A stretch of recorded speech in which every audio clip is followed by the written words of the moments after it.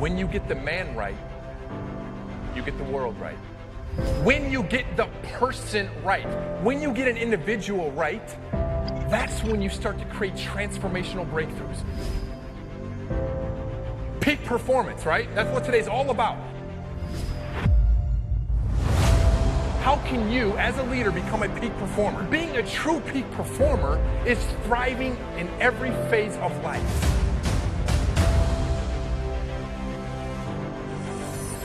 Matt Mayberry is a former NFL player with the Chicago Bears. He joins us from Chicago tonight. Leadership is not a difference maker, it is the difference maker. A bear can't be nothing but a bear. A dog can't be nothing but a dog. But as human beings, we have the wonderful privilege of being whatever we want to be.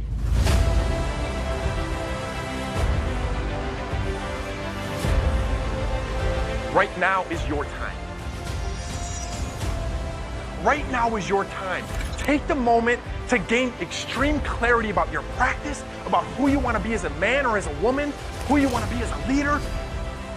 Make the decision to take full, complete responsibility for your life. Expand your vision as to what's possible. You can do more. You can do, have, and become more every day of your life. Focus on how are you responding to the events in your life, both positive and negative. Because when you do that, your life will change forever. You hear that? That's your dream trying to get out.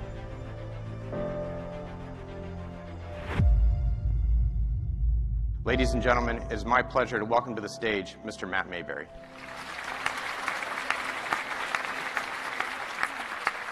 The title of my presentation today is Transformational Leadership, the building blocks to becoming a game-changing leader.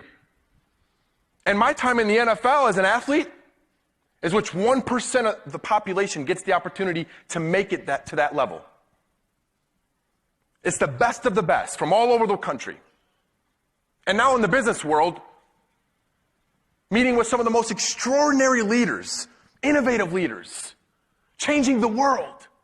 The one resemblance that they all have, the common theme they all share is that transformational leaders are obsessed with growing themselves because they fully understand that they cannot grow their team, they can't grow their dental practice until they grow themselves. And there's a very clear resemblance as to what the best NFL teams do, as to what the best organizations do, regardless of industry. I've seen it firsthand with my own two eyes. And the one commonality between the two is this. They have created a culture and team environment where they are obsessed with growing the individual. Obsessed.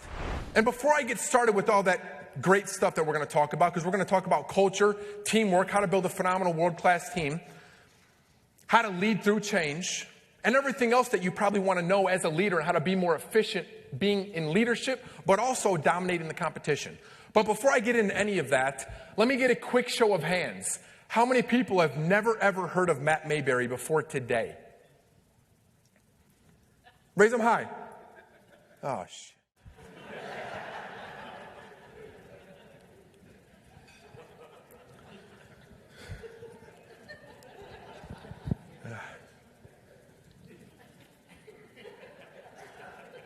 That really hurts.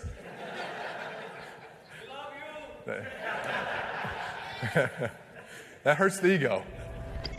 The keynote speech that Matt Mayberry gave to my leadership team was not only relevant, but incredibly inspirational. He used his personal experiences to resonate with my team, and they were able to get quite a few takeaways from it. They left here very rejuvenated, ready to work on themselves as leaders, and had a lot of great ideas on how to make their teams more effective. We will definitely be asking Matt back. If you want a different result, you can't stay the same person. A different result, a different expectation demands a new you. And that's where a lot of people, they miss that gap. They think that they can make $10 million a year. They think they can increase revenue by 35%. They think that they can have a world-class culture if they continue to be the same leader they've always been.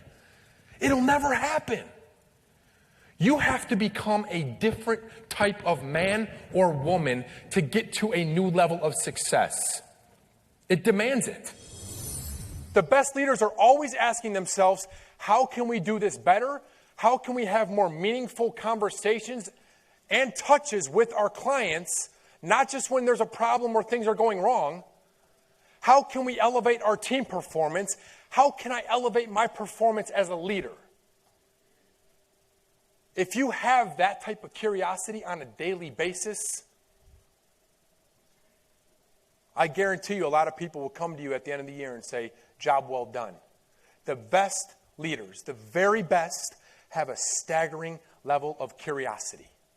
Think of every organization, every team, every department in an organization as a big circle.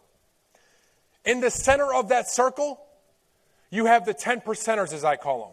The 10 percenters are reliable. They go above and beyond and do a phenomenal job at their job. They're well-liked, well-respected, and they're the hardest workers in the room. 10% of those people are in the middle.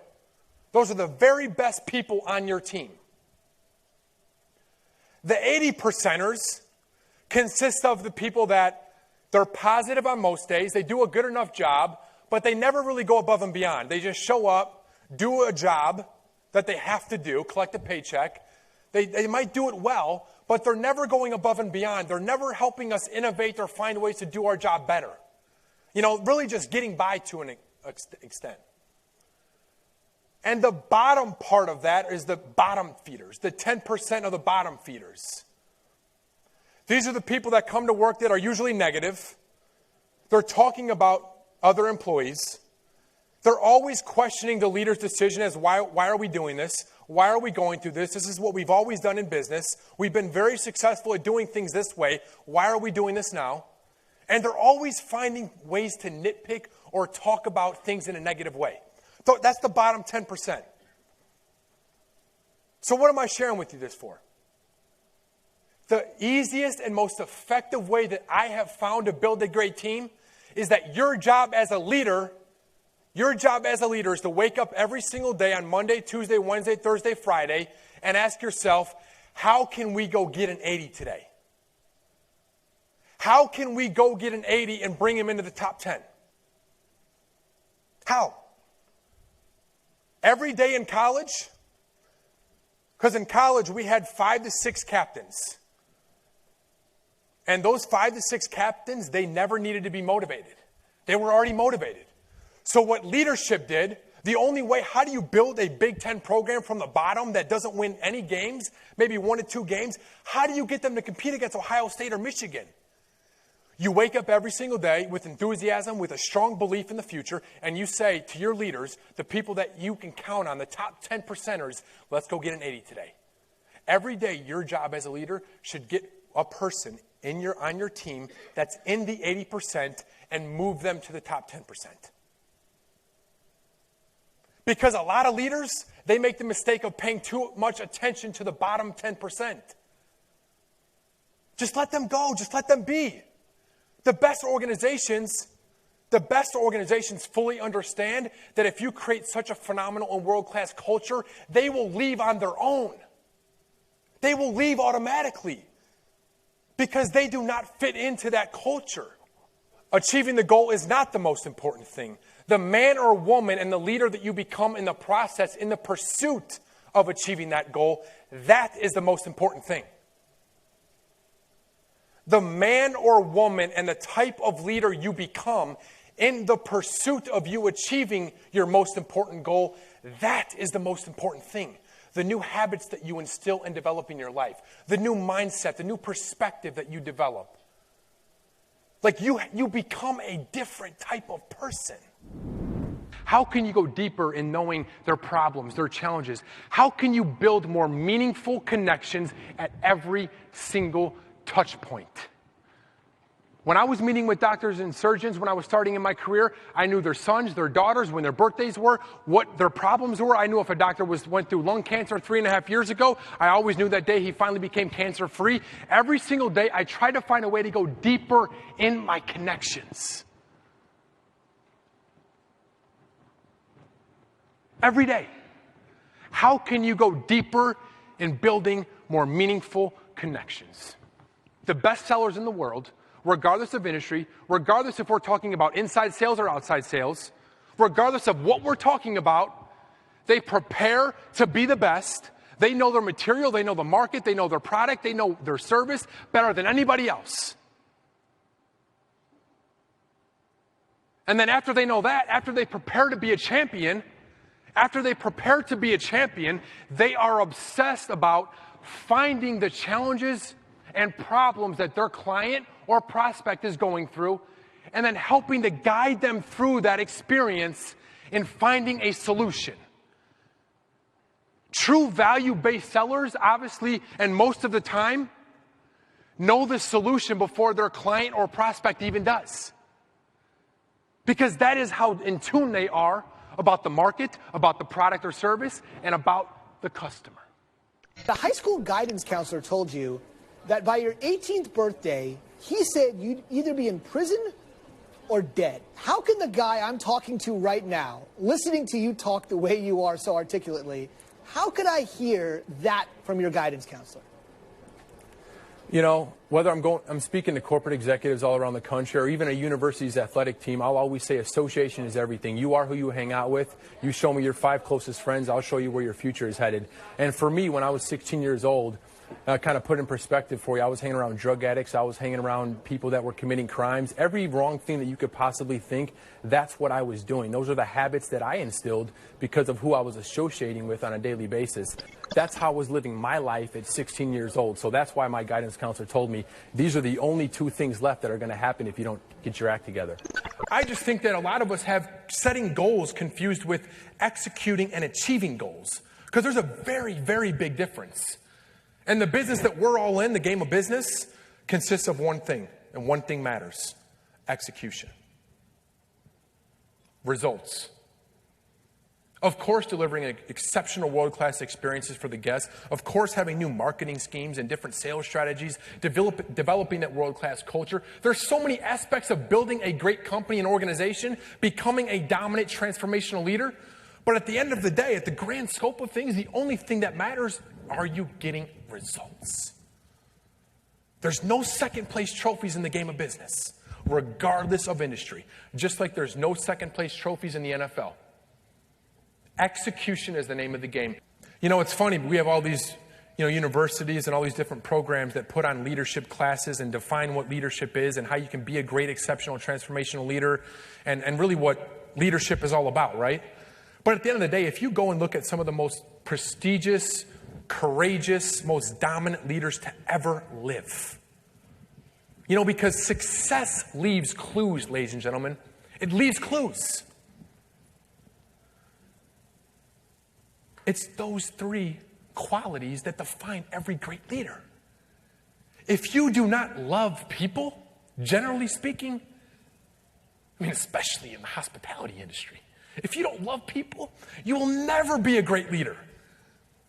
Because the best leaders, regardless of industry, they look to find ways they can love more every day. What does that look like? How can you go above and beyond to create an exceptional guest experience for just one person for that day? Just that day.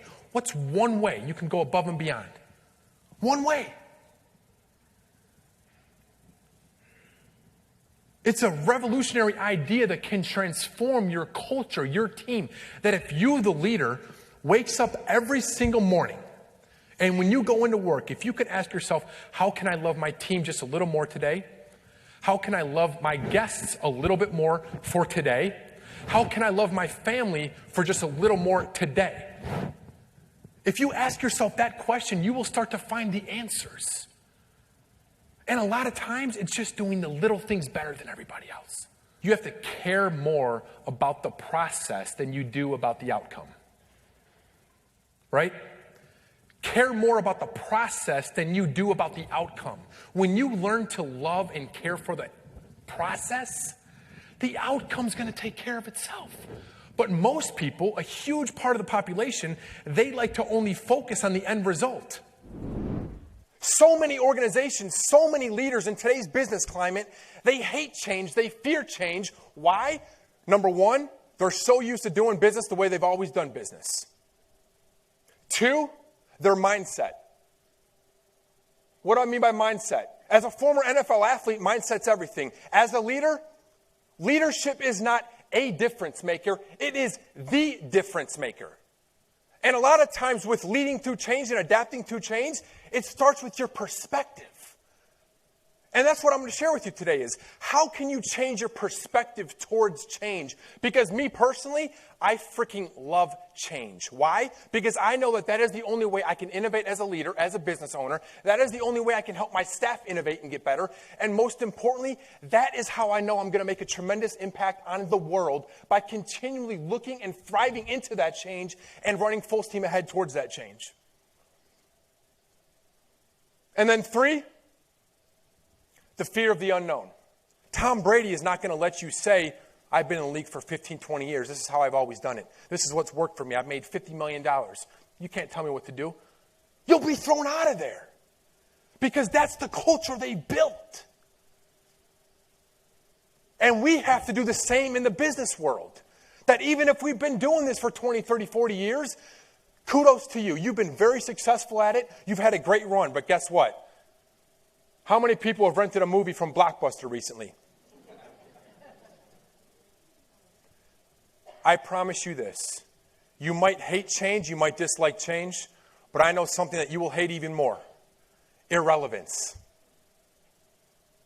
Irrelevance.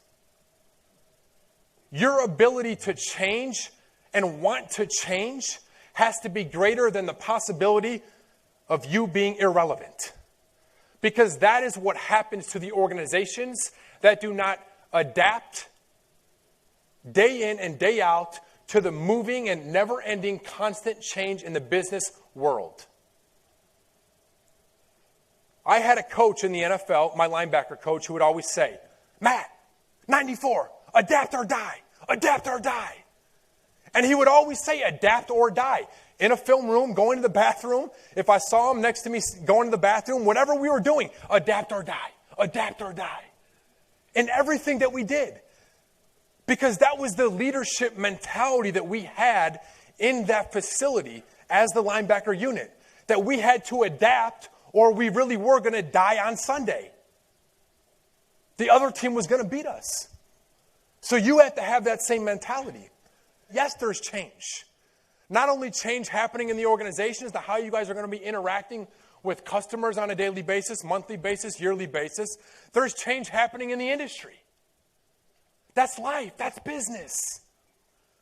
But one of the key takeaways that you can develop and implement into your daily life is feel that fear. Fear is a natural emotion. But what you cannot let that fear do is cripple your ability to move forward. Because I don't care if you've been with Allstate for 20, 30, 40 years, there is still more for you to achieve. There is still more for you to become as a man or woman, as a leader. And most importantly, there is a bigger difference for you to make every single damn day of your life. Because when you wake up in the morning and get the opportunity to live another day, it's not over with. Feel the fear. And do it anyway. You cannot become a top salesperson with a lack of energy. You cannot create a legacy and build a phenomenal organization, have a great culture, go out in the marketplace and freaking dominate if you drop dead of a massive heart attack because you've been neglecting your health. I've seen it all too often. I've seen CEOs that are pulling in $25, $35 million a year. They neglect their health. They have a stroke, heart attack. Then they got to go to the hospital. They spend all their money trying to get their health back when a lot of times it's too late. But the best of the best sellers, the best leaders know that their health, taking control of that is one of the biggest success hacks that they have in their arsenal. So I highly encourage you to have a health goal on your list. People are initially excited when they set a goal. This is going to be our culture. This is going to be our strategy for Unisys as a corporation 5, 10, 15 years from now. We're excited, right? This is my selling goal. This is what I want to achieve. This is what I want to do in sales. This is the marriage I want to have. When you set that goal, you get excited. And then what happens 3 weeks after you set that goal? Life hits you in the mouth. Life gets in the way. The hustle and bustle of life makes you forget the enthusiasm that you had when you first set that goal. But when you know why you do what you do, when you know why you do what you do, you will never, ever, ever be the same again. And that goes for everything, personally and professionally. When you know why you do what you do, that is how you're going to become a top seller. That is how you're going to build a phenomenal, thriving, world-class culture. That's when you're going to become the best mother, the best father. Why do you do what you do? Think long and hard about that. And that is going to give you the tenacity to move forward despite fear, despite challenges, despite adversity. Why do you do what you do? Just as every organization has a mission statement, you as an individual has to be on a mission. I don't care how great an organization's mission statement is, if that organization does not have people working in that organization who are not on a mission themselves, that mission statement is useless. So find out why you do what you do. The future is bigger than the past. Your future is bigger than the past. When is your time? When is your time? Thank you so much.